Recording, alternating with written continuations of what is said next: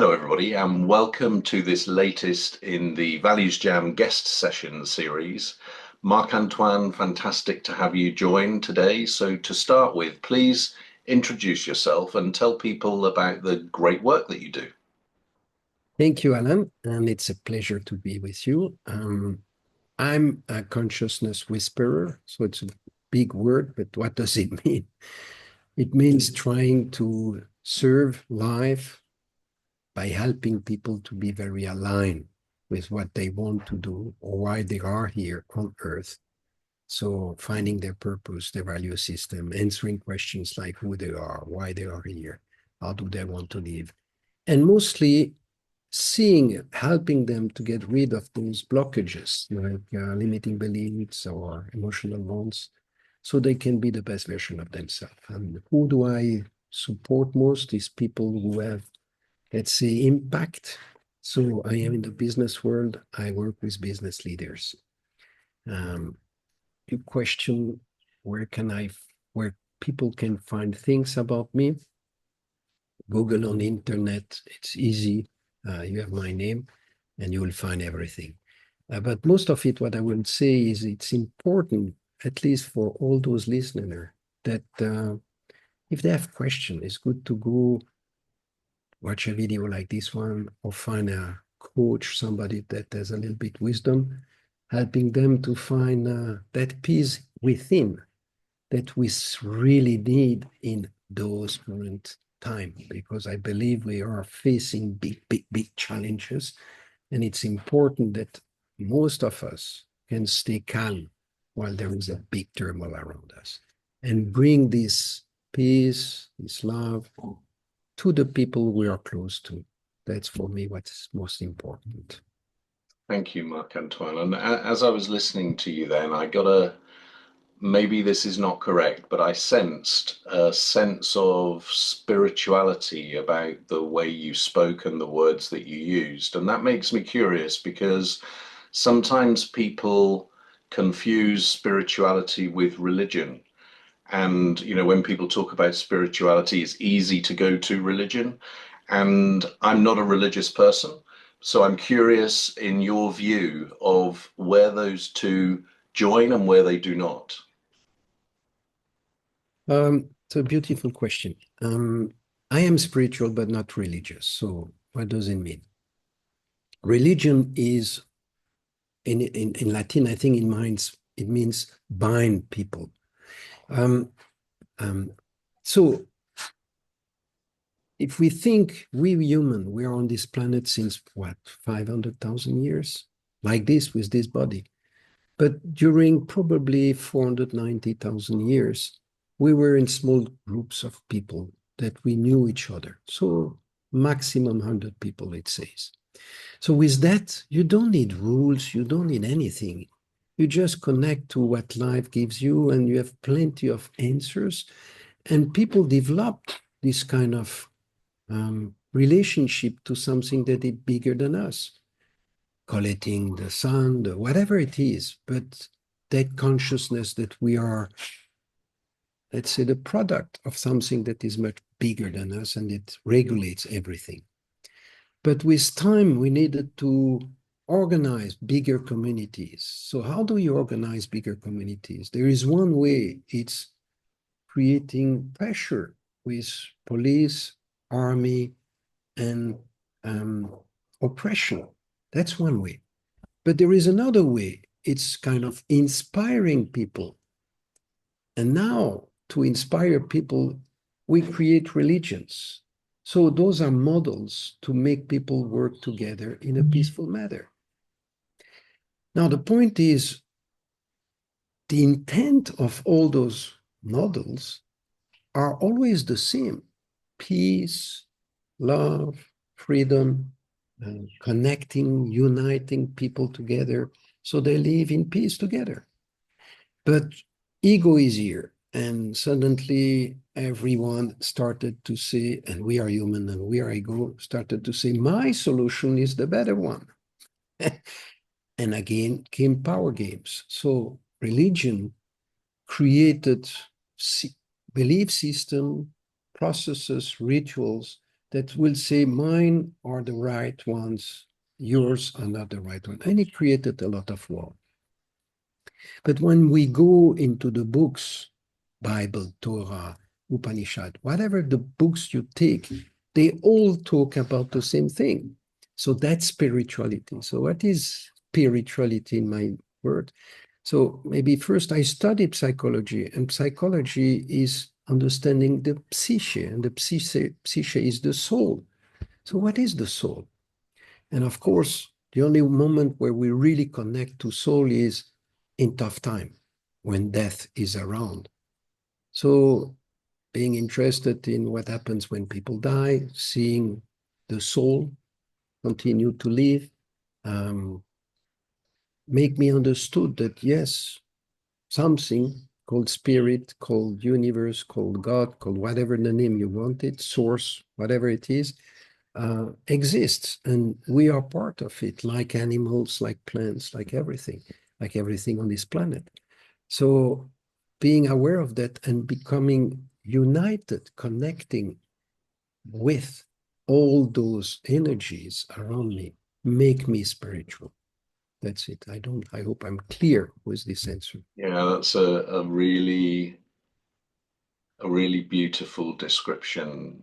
Thank you. And I'm excited now to see which card we're going to choose from the deck. So I'm going to just shuffle the cards, and while I'm doing that, let me just ask you to consider how many piles you would like me to make in front of me here.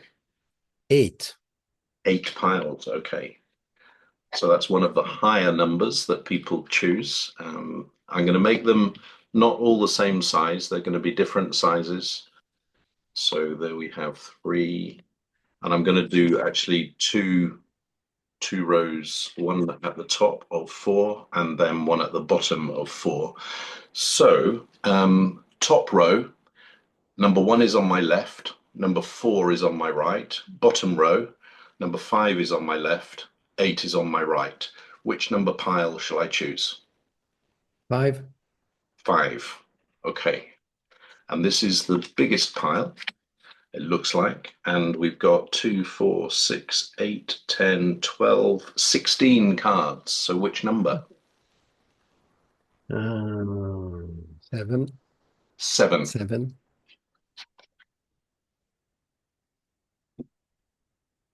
So Marc-Antoine, what do you think of the card that you've chosen? So it's a beautiful word, kindness, and there is a lot to say about it. The first thing is I was always considered as being kind, but in an environment where people say, you are too kind, and people will not abuse, but take advantage of you because you are too kind. Don't be so kind. All that story. So that's in relationship with others. And in relationship with others, there are many reasons why I was or am kind. Of course, I want to be loved.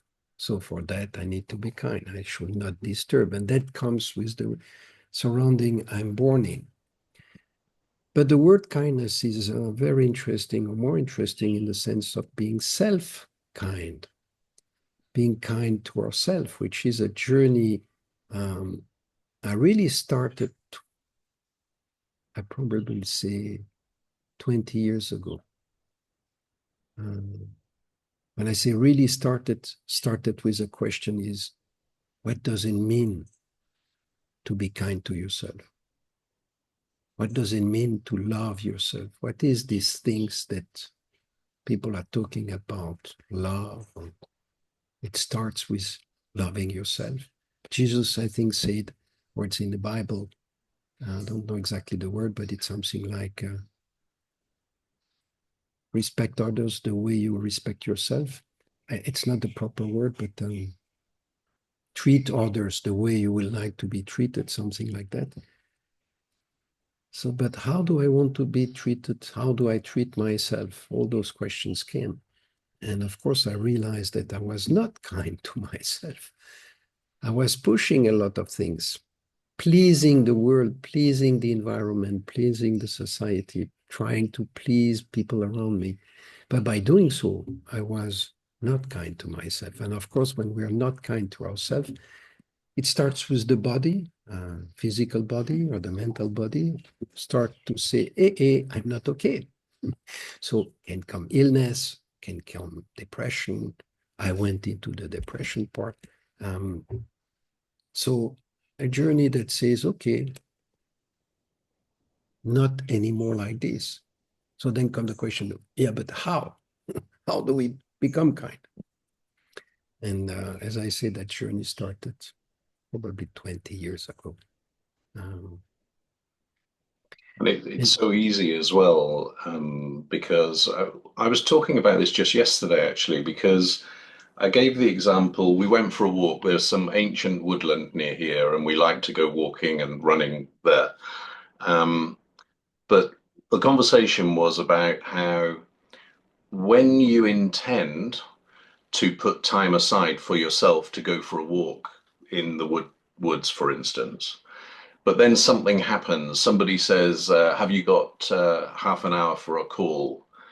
I find myself saying, oh, well, I can do the walk another time. And so, yes, I'll do the call. And I was just curious about why it is that we protect other people's time or our joining other people for their time more than we protect the time for ourselves. And it's like you say, this constant robbing yourself can only last for a certain amount of time until it starts to cause a problem, right? So we can come where it got, where does it comes from? And in fact, I believe that it comes from our survival instinct. Alone, we cannot live long.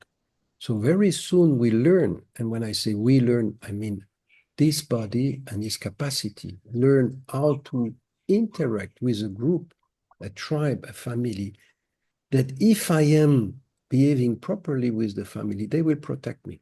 They will, and I'll be part of that group. So I can survive. So this is in us, this capacity to say, oh, I need to be accepted in the group. And Yeah. it starts very early in the family. Now, depending on, again, how we enter the first groups, and that's the family group, and what was the dynamic in that group. And here I'm talking as a psychologist. If the dynamic was serene and I was welcome and everybody is at peace, then I don't need to please so much Mhm. because everybody's taking care of their own life and making the best they can. So they're at peace and I can be at peace. And it's okay for me to say no, for example. Yeah. But if I am in a surrounding that is a little bit tense, unsecured, fearful, as most of us are, and especially in these days, then I need to do something to create that space where people, adults of the most of the time, can not bring their fear and their whatever energy they have that is not a peaceful energy on me. So as a child, what I'm learning very quickly is if I want to have that sensation of peace, of love, I need to be kind. And depending on the intensity of this kind of relationship, for some of us is, and again, it depends on the family group. If you have a brother that or sister that is elder or younger that has an issue creating difficulties, and you're the one that is with no issue, no illness, whatever, then the tendency is to say, okay, I should not disturb because there is enough disturbance.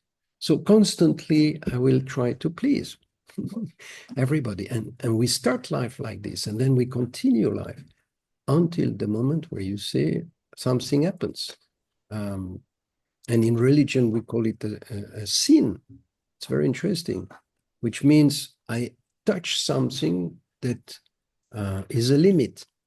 And by touching that limit, it helps me to make another choice and go closer to that sensation of being free, being loved, being peaceful, which we called, or which I called, being more conscious, or more spiritual, to come back to this word, or more happy, or more relaxed, or more joyful, whatever name you want to give to this energy where I feel more alive.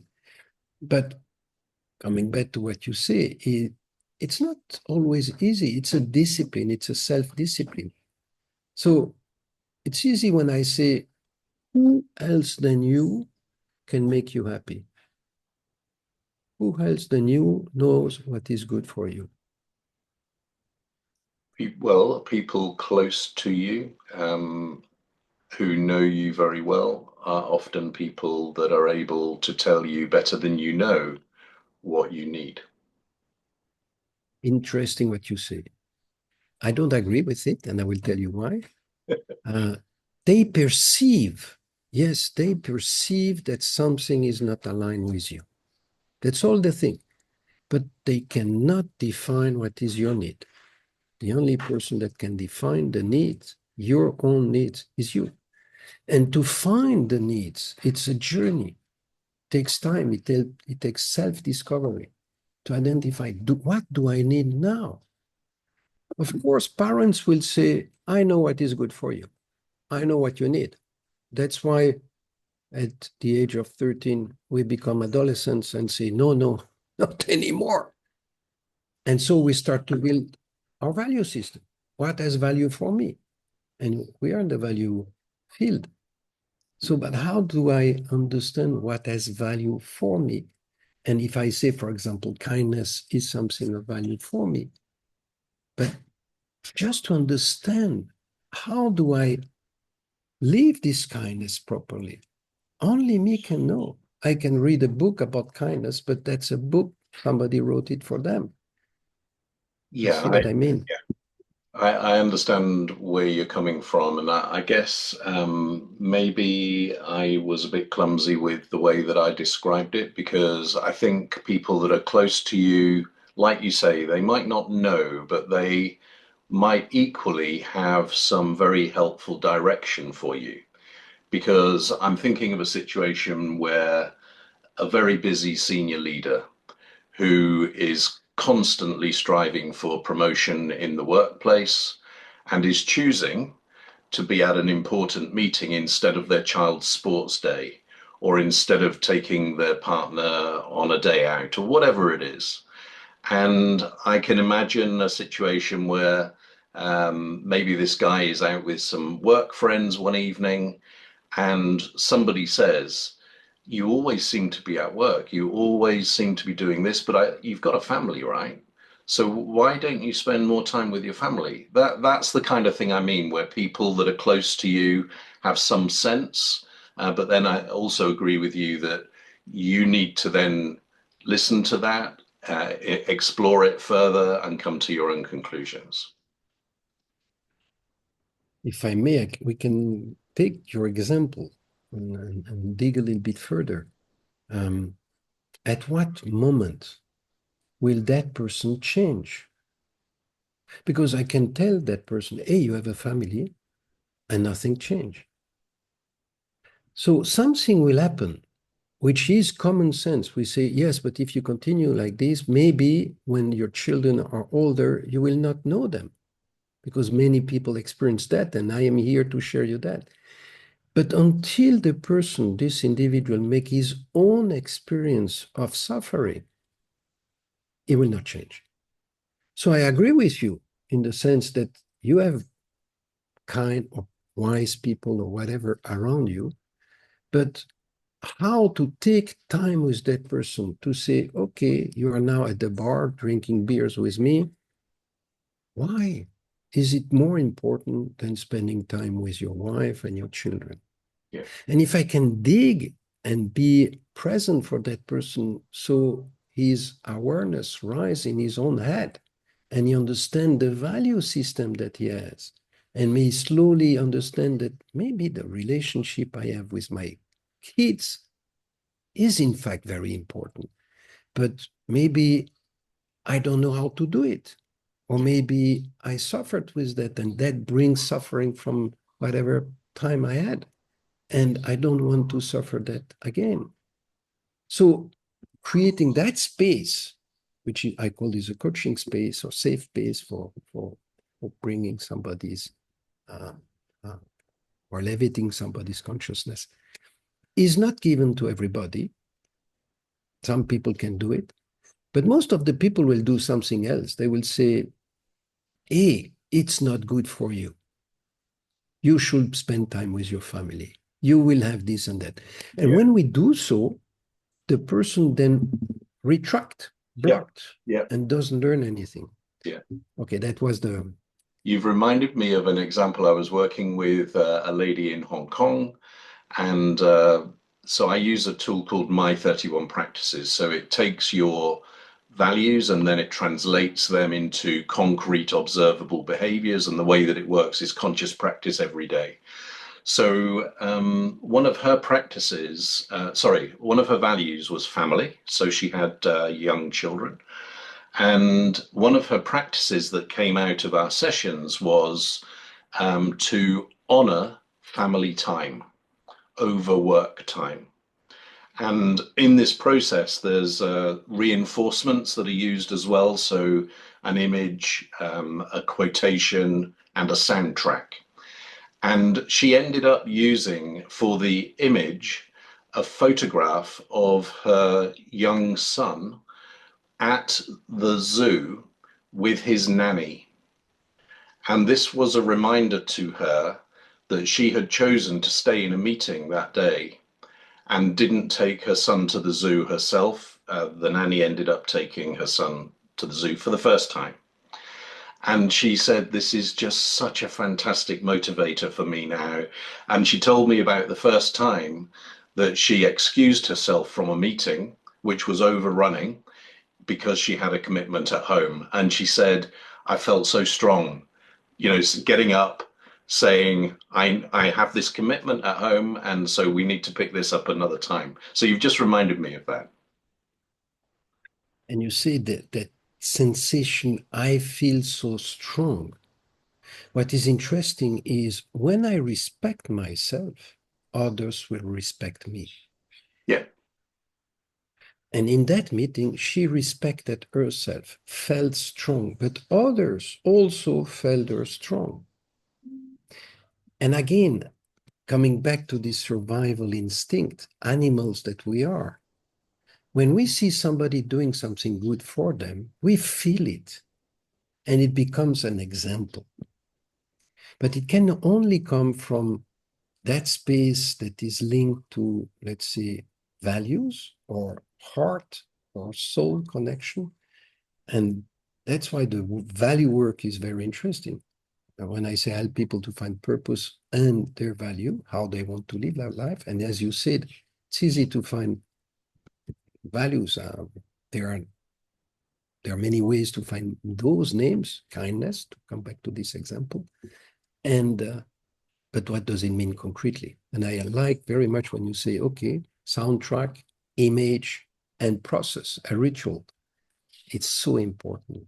Yeah, and you just used the terms there about values, heart, and soul, and I want to share with you something that my grandmother used to say to me when I was a small boy. That I will never know whether her intention was anything more than what she said, but it feels kind of strange that I've ended up working in the value space because she used to say to me, "Alan, you need to follow your nose." And it is just such a beautiful phrase. And I wish, yeah, if you were to be able to give me a wish, one of them high on the list would be to be able to ask her what she meant by that, to find out if it was a simple saying or whether there was anything more deep behind it. So in Values Jam, this first question about kindness, which we've really started to explore, there's a metaphor a part of the question. So when you think of the word kindness, what images come to mind? What sounds come to mind? And what feelings come to mind? The image is looking at the baby, you know, very quickly. And the sound, I live by the sea, and I meditate in front of the sea, and you have the waves coming on the shore when it's very calm, when the sea is calm. And that will be the sound. Okay. And then And what is the third? Sorry? feelings. So I have a physical sensation and then a kind of feeling or emotion. So the physical sensation is something that has to do with expansion and relaxation, and it's an opening of the heart. And the emotion that comes with me, of course, is linked to love, to compassion, to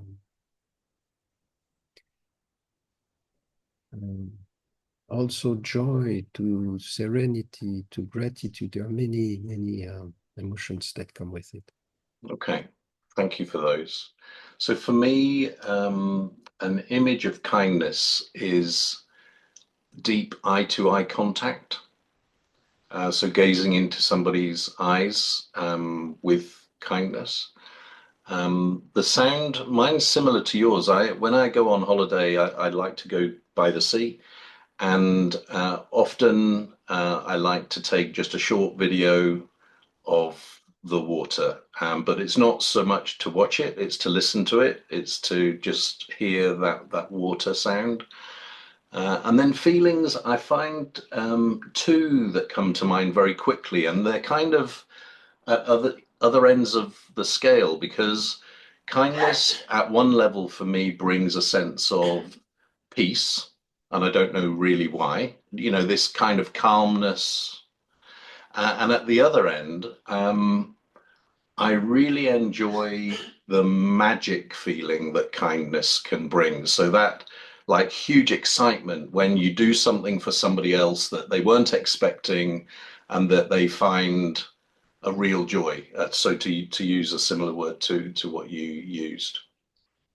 So I mean, let me ask you, what about that contrast? Why those two very different words? You know, peace on the one hand, and then kind of excited joy or magic at the other end of the scale. So for me, they are not contrary. Okay. They are very linked. Why? Um, when I am at peace, that feeling that, in fact, I know as a soul, that feeling of being completely rested, but at the same time connected Mm. to life, the excitement come to, hey, I'm gonna experience this sensation again, and I'm going closer to, I will say, where I come from, to that space where there is only peace and connection, and of course, joy. So this excitement that I will feel in me is going back to a place that I know well, but I'm not so often there. That's how I see it.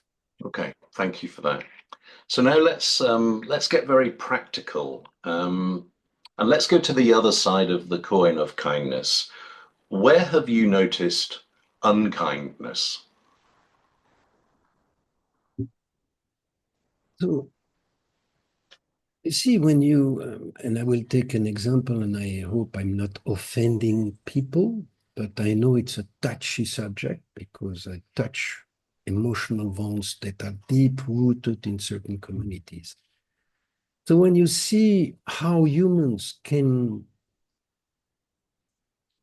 shoot bombs on people that are stuck in Gaza, where you have children, where you have, and continue to do so, where does this energy come that you can be so unkind. So there are many situations, and the situations are often linked to a space where people don't feel secured. When I said we are in a world that is becoming really crazy, just the tariff issue with Trump, it has ripple effect everywhere. Everybody starts to think about himself and protect his own group.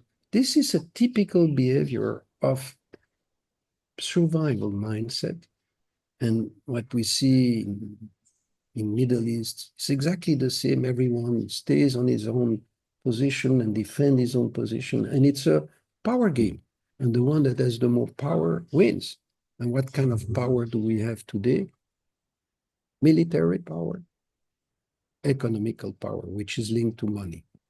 That's it.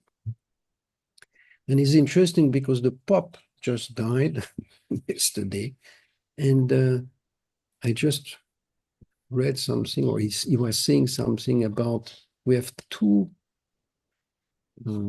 power, the power of God and the power of money. You choose which one. One brings you to peace, to serenity. The other one brings you to war. Okay. So this other side of unkindness, it's for me like every values. The value in itself that is really pure bring us to becoming more light, more peaceful, more agile, more fluid, more connected, more united to the world, towards everything. And I become subtle, fine, and then enter in relationship with everything that is around me. But when I am on the other side, which is the fear side, the survival side, I have the tendency to retract to myself, to retract to my group, to judge, to protect, to defend, to aggress, to abuse, to manipulate.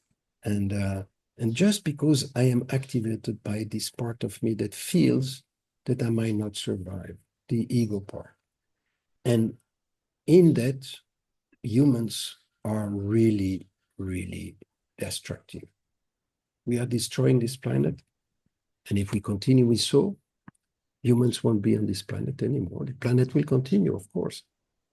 And we are today on the I think it says on the verge, very close to a time where we might destroy this planet and mankind and animals, probably for a period of time, if we use atomic bombs. And we see that everywhere people are going back to arm the countries, and especially in Europe, and in the States, and now in China. So it's crazy where we are. And, you know, I'm often questioning myself, how can we be so dumb, so unconscious, so animal, and don't, now come back to your grandmother, you know, don't follow this nose. In the sense they follow the nose, but just here, or maybe here, but they don't go a little bit further. That guides them, and that nose that will guide them to become better human. It's not just the nose that is in front of yours and that says, I need to take care of my little story now, my little life now, and I don't care about what's happening after me. Completely arrogant, completely disconnected from the gift that we receive all without doing anything. Just the air that we breathe, the food that we receive, that we eat, it's touched so many hands and so many energies that I didn't do anything for it. But since a certain period of time, and I think this is mostly since roughly 500 years, where humans thought they knew better than somebody else, and they need to control, and they need to measure, and then, okay, what I measure is what is true, but what I can measure is so limited that I am very limited in my truth. So a lot of words. I hope I'm not making confusion because you wanted to be more No, concrete. you're not at all, and you're making me. I'm feeling quite inadequate because there are people that know about economics and there are experts, and they are far more qualified to understand what's happening. And you mentioned the tariffs, but intuitively and very simply, and probably oversimplistically, what I feel is that the tariffs and the economic impact is just the tip of the iceberg, because what is far more important is a psychological shift to me rather than we. And if that continues, that's a very dangerous place to be because it challenges the essence of our humanity. And when you said about being, how can we be so dumb? I use a metaphor. I'll just share it with you quickly. It's two aliens in a spaceship above our planet, and one says to the other, they look as though they've done a pretty good job. Look at all the value that they've created over there. And the other one says, well, yeah, they have, but they seem to be wasting quite a lot of it. And look over there. Whilst there's value over there, we've got people that are starving because they don't have enough food, they don't have clean water, and they don't have medicine. What's that all about? And the first alien says, yeah, you're right. Shall we report back to base that there is no intelligent life form here and continue our search? And it just, It's it does seem crazy to me that we do have enough resources on this planet for everybody, and yet we choose not to allow everybody access to those resources. That doesn't feel right. um, I fully agree with what you say. At the same time, I'm questioning why is it like this? Yeah. I am a firm believer that we are here to learn. We are here to become better. So a journey on earth, I believe that the soul continuous journey. Um, People say earth is suffering. We are here to learn things through suffering because it's true that the best lessons we get is when things doesn't work the way we want and we suffer. So, but if we are here to elevate, become better humans, then if that's the purpose, and I believe it is, then yes, we always have to go through moment of, let's say, um, quality, peaceful, serene, and then we start to become a little bit complacent, and with that comes abuses, people taking advantage, and slowly, slowly we enter in a field that is not anymore safe, secure, and it starts to become destructive. And through destruction, through chaos, we have the opportunity to change, to evolve, to make disruptive, find disruptive solution.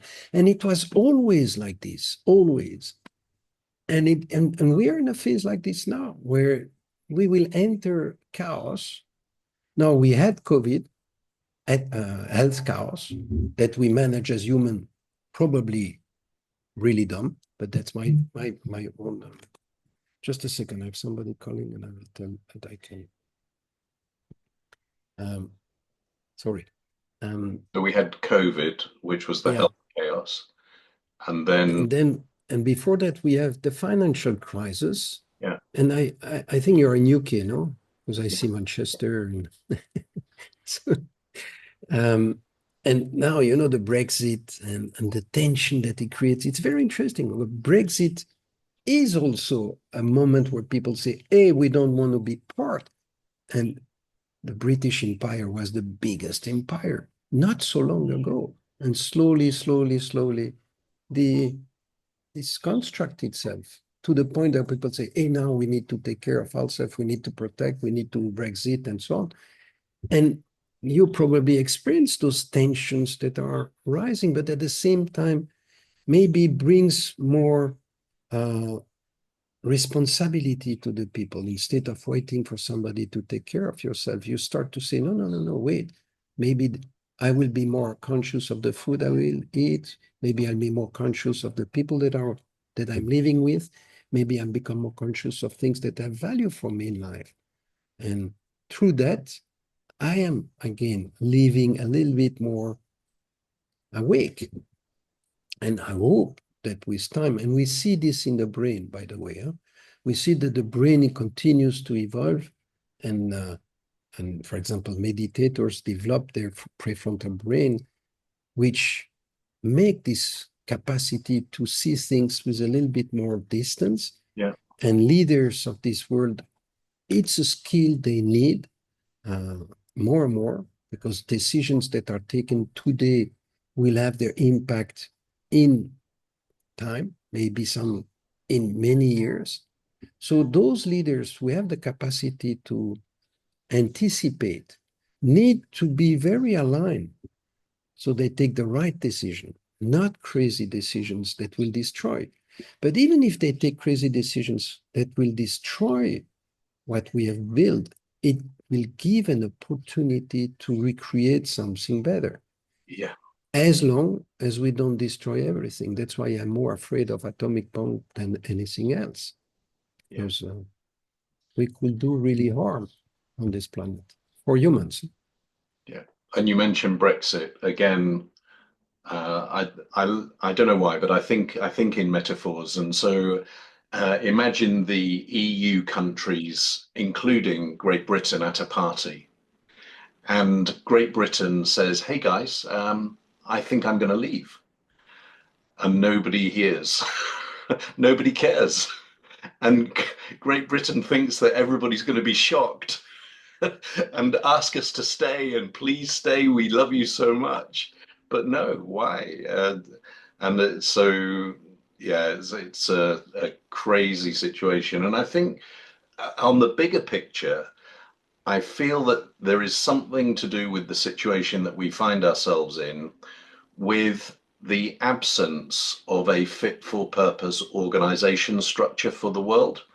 So it seems to me that it's like trying to run a company without a CEO and without a board of directors.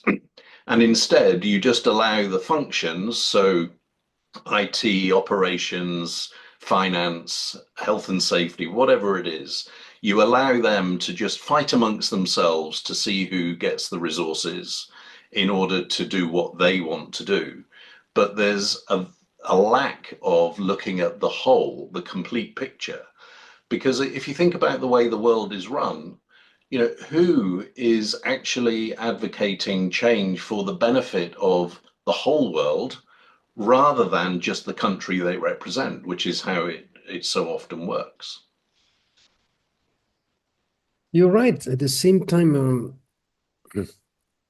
I'm a strong believer of finding your purpose, but at the same time, this body is made of a lot of organs, and those organs, they talk to each other.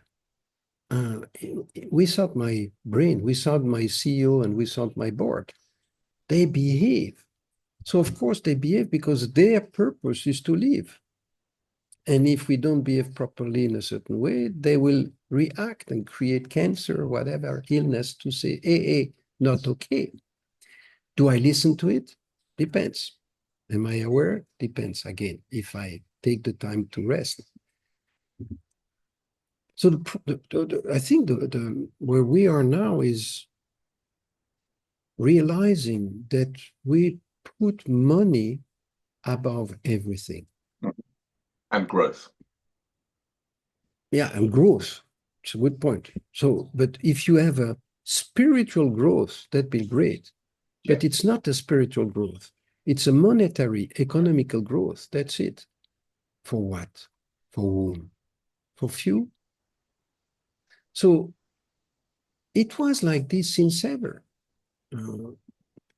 Great Britain, with a king, queen, was behaving in the world taking advantage of many other places and getting things from other regions because they were stronger, stronger military. That was the point at that time. Educated, maybe. Now, the point is we are losing the education, we are losing the spirituality, and maybe it's interesting because I think its spirituality is coming back much more. We see the youngsters, they don't know, they don't believe anymore in the talk that is said. They want something else. So a new model will come, I'm convinced, more ethical, more respectful, creating more abundance. As you say, there is enough food for everybody in this planet. We just need to organize it a little bit more wisely instead of taking advantage of somebody that are less privileged and making us privileged even more privileged. I think we are coming to an end. But to make peace to this, to understand that I am a privilege and I belong to the privileged one, clearly, but what did I do for it? Not much. So being conscious that I don't need more cash in my bank account or more numbers, returns, or cash flow, or whatever number we use to say I exist and I am good. No, I need to look at myself in a mirror and then think, am I doing what I am here for, which is serving life? Am I doing it really, or am I just playing a game, stupid game of running like a chicken without a head? Because that's the game we are in, and I don't see it. Okay, sorry for. No, I think that that is a really fantastic point to draw our conversation to a close. And you've left me with two memories from what you were just talking about there. One is the sense of hope because of the young generations not being satisfied with the status quo and wanting something different and better. And then the second is a chicken running around not knowing what it's doing. So those two images will stay with me. And we always bring the Values Jam to a close with the same question, which is, what are you encouraged to do differently about kindness as a result of our conversation today?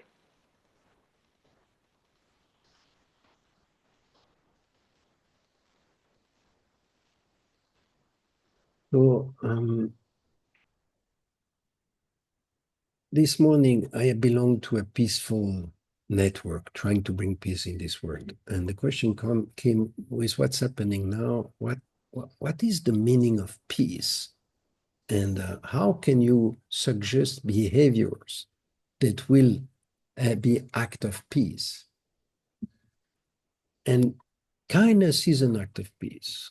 Going to somebody and being kind, and what it means by being kind is maybe seeing the kindness in that person and sharing it to that person. So this is what I'm coming out of it, saying, okay, maybe the next people I will meet today, take a moment to observe that kindness and share it to them. Thank you. And for me, I'm currently doing some work in the area of kindness, and this is focused on. I became aware that lots of people are doing great work specifically in the area of kindness, but they're working on their own.